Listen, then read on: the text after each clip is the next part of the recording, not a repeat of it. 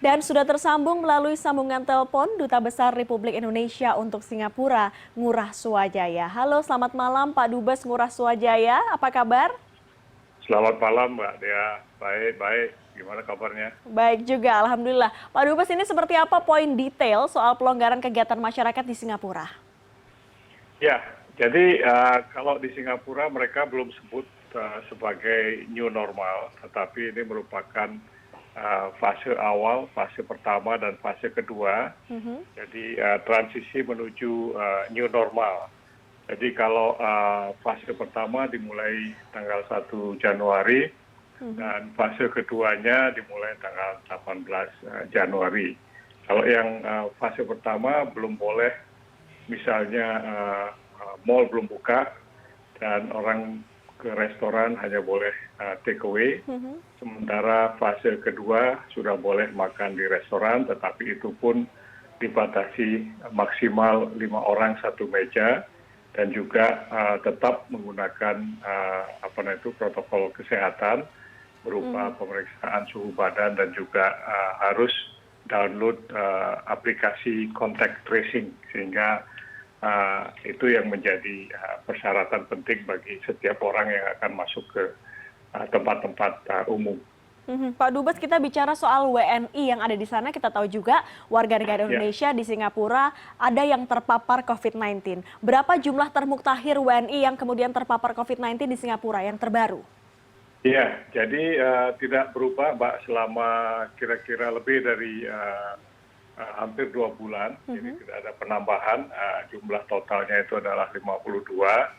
Sementara yang saat ini masih di dalam perawatan tinggal 3 orang, dan itu pun secara klinis tidak ada masalah. Jadi tinggal nanti perlu dicek 2 kali untuk swab test sampai betul-betul bisa dipastikan sudah negatif COVID.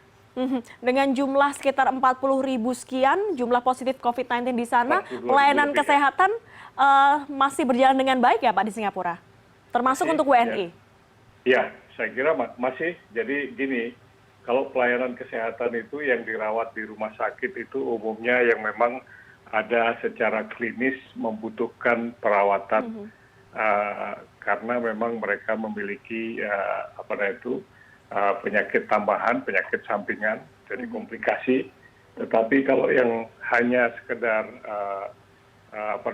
COVID positif dan tidak memiliki masalah secara klinis, mereka akan ditampung di tempat isolasi yang memang bukan rumah sakit. Jadi kalau para pekerja migran yang jumlahnya puluhan ribu, itu umumnya secara klinis tidak ada masalah sehingga mereka ditampung di tempat yang bukan rumah sakit. Tetapi memang ada pengawasan dari tim kedokteran. Termasuk di sana KBRI juga punya komunikasi yang cukup baik dengan teman-teman WNI, baik yang positif maupun yang masih sehat ya Pak? Oh ya, jadi kalau kita secara rutin setiap hari hampir memberikan informasi secara rutin melalui berbagai sosial media KBRI, dan bagi rekan-rekan WNI yang memang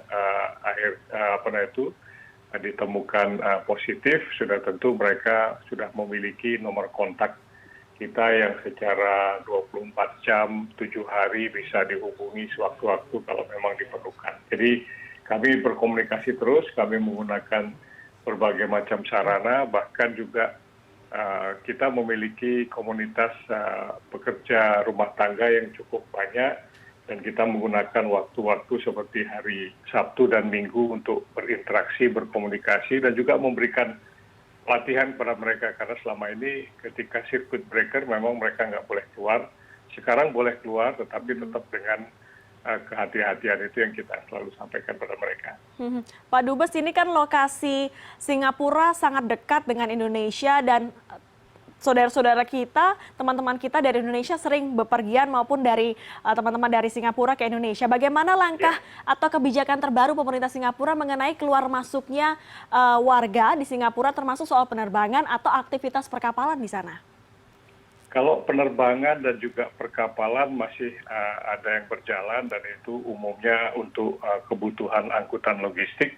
Sementara ini sampai sekarang kalau warga negara asing yang melakukan kunjungan singkat dari semua negara masih belum dibuka oleh pemerintah Singapura, kecuali yang baru diberlakukan karena memang ada perjanjian yang sifatnya bilateral adalah dengan warga negara asal RRT. Tetapi itu pun dengan prosedur kesehatan yang sangat ketat dan jumlahnya sangat dibatasi, serta dilakukan untuk kepentingan pebisnis yang dianggap sangat esensial.